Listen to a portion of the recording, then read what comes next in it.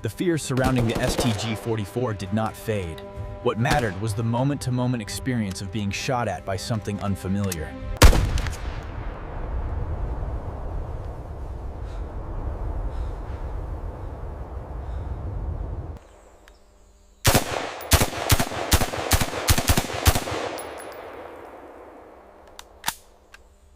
In the final years of World War II, when American forces pushed across Western Europe, they encountered something new, something unlike anything they had trained to fight.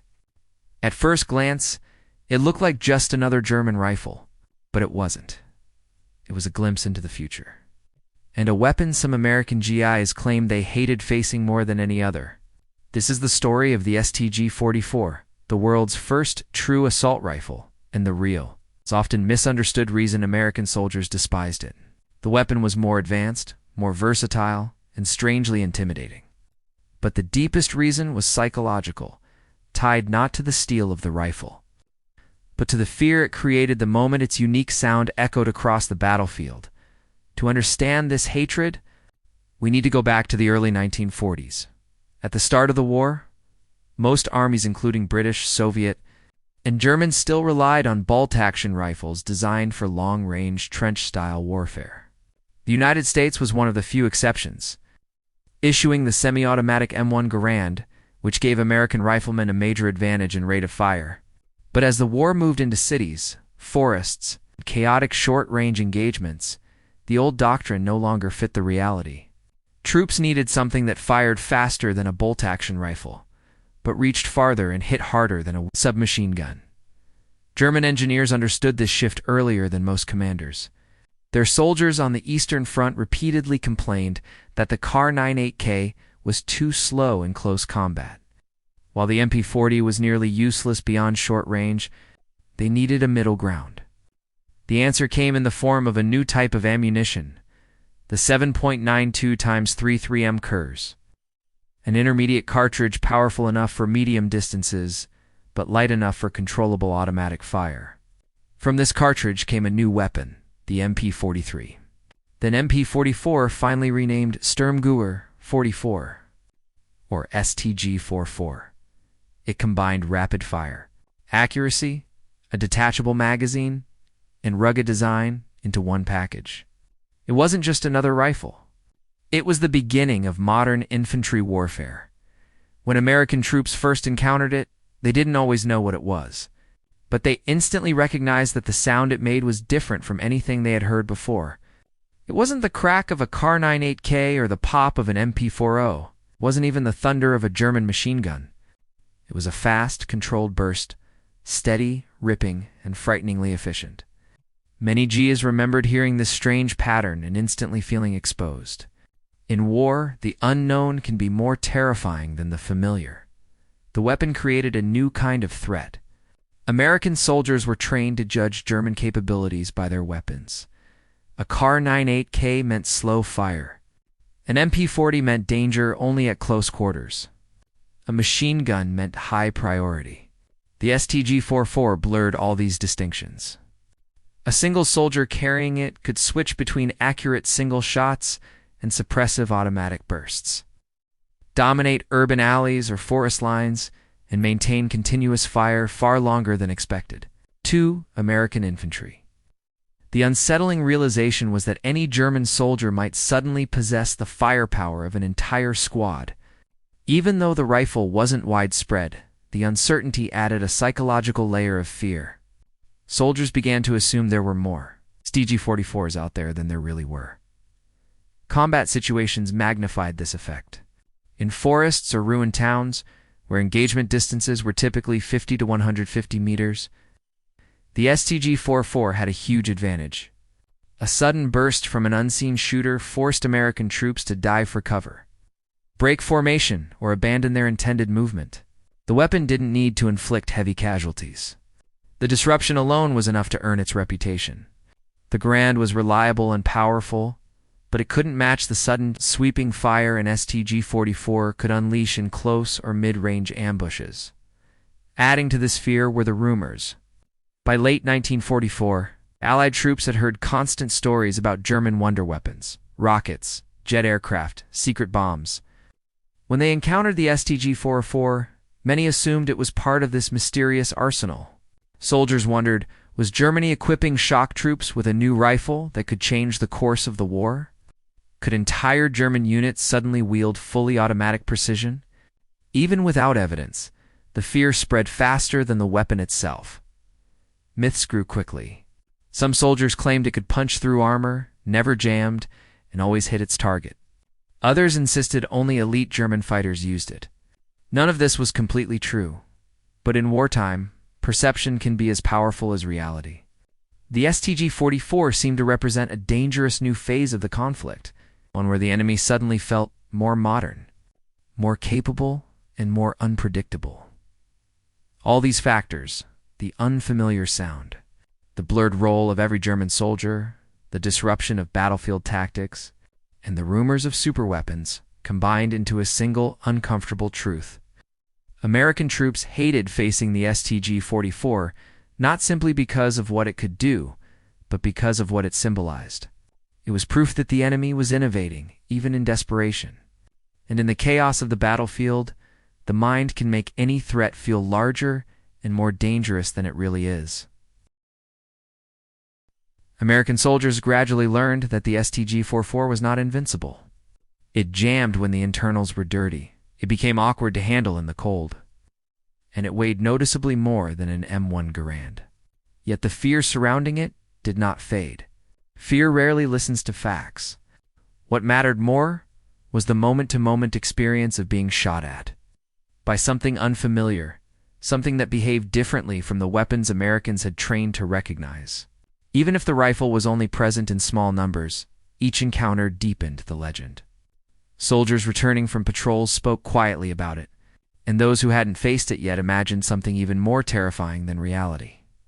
With every retelling, the STG-44 became a symbol of German resilience. The Americans expected the German army to collapse under pressure. But the existence of such a modern weapon suggested otherwise.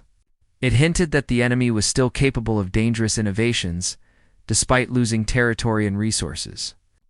This contradiction bothered American troops. The war had taught them that Germany's industrial strength was declining dramatically, yet here was a weapon that felt ahead of its time. Soldiers found it unsettling that Germany could field something so advanced while enduring shortages everywhere else. It created a sense of unease that the enemy might surprise them again in ways they weren't prepared for. Another reason for the weapon's reputation came from the way German squads adapted their tactics around it. Even a single soldier carrying an STG-44 allowed a squad to maneuver differently. Instead of relying mostly on a machine gun team for covering fire, a group could suddenly spread out that firepower across several individuals. This flexibility made firefights unpredictable. American soldiers couldn't always identify where the most dangerous fire was coming from. A position that seemed safe a moment earlier could suddenly be swept by a short, controlled burst. This unpredictability created the impression that German units were stronger, or more numerous than they actually were. The psychological impact deepened during winter fighting. Visibility dropped, sound echoed strangely, and the signature pattern of the STG-44 cut sharply through the cold air.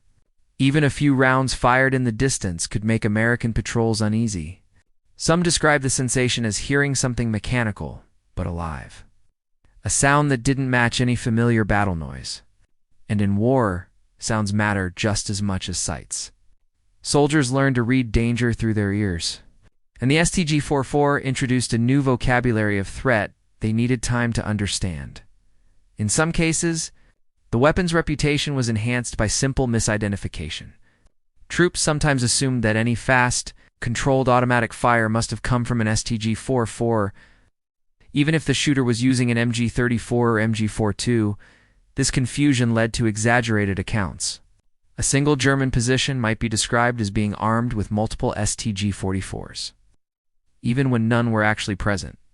Memory under stress tends to merge details, and in retellings, the rifle gained a kind of mythical omnipresence. Stories circulated among units that had never even seen the rifle.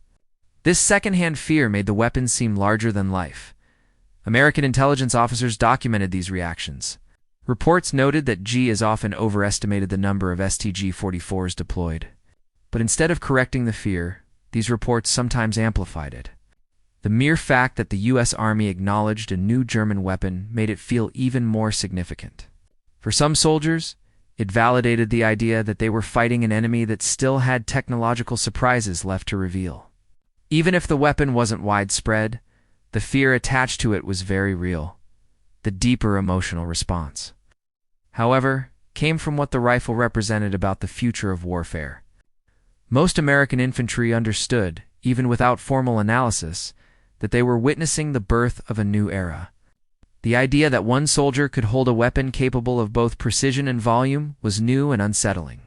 It meant the battlefield of the future would be more chaotic, more lethal, and more uncertain. The STG-44 symbolized this shift.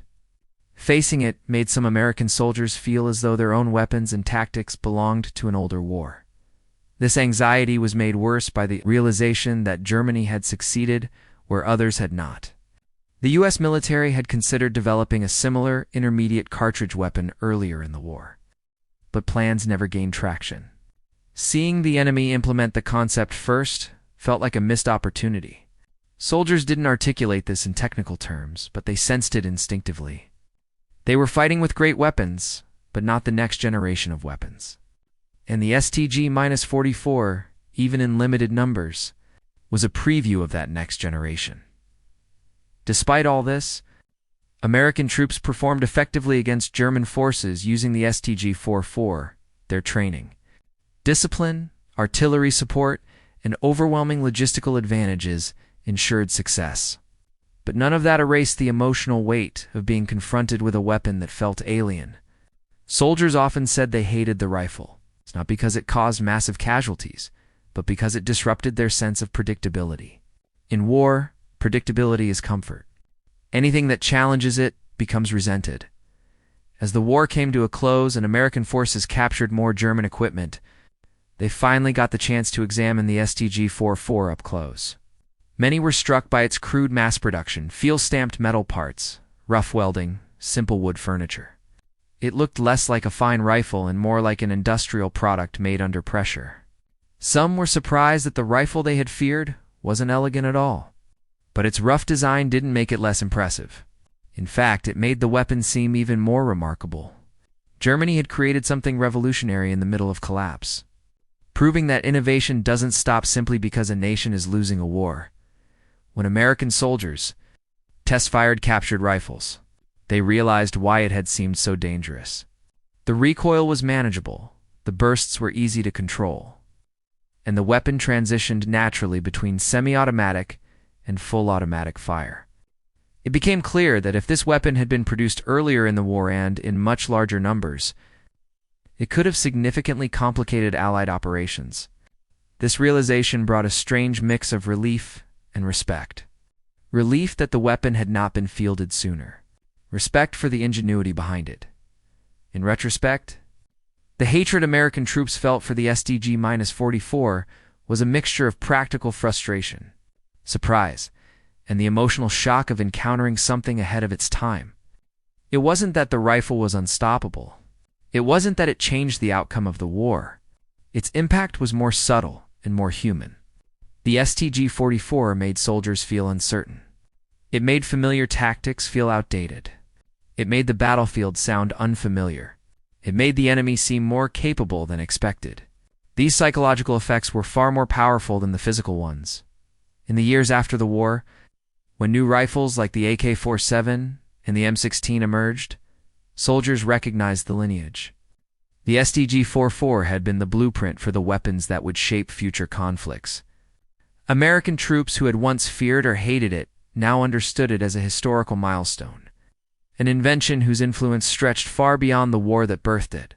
With time, fear gave way to analysis, and hatred gave way to acknowledgement. Yet, for the soldiers who faced it in real time, the emotion was raw and simple.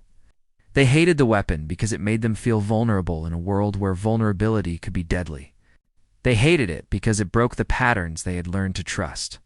They hated it because it represented an enemy that refused to fade quietly.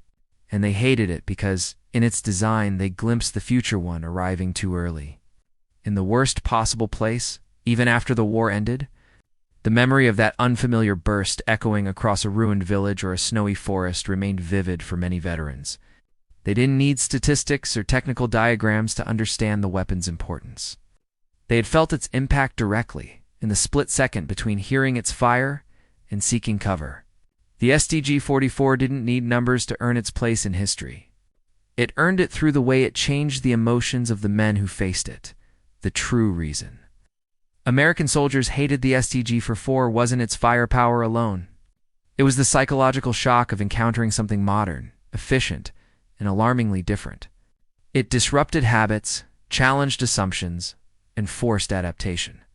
In war, those disruptions become deeply personal, and so the hatred was personal not toward the machine itself, but toward what it made them feel: uncertainty, discomfort, and the realization that the enemy had produced something that shouldn't have existed so late in the conflict, yet did.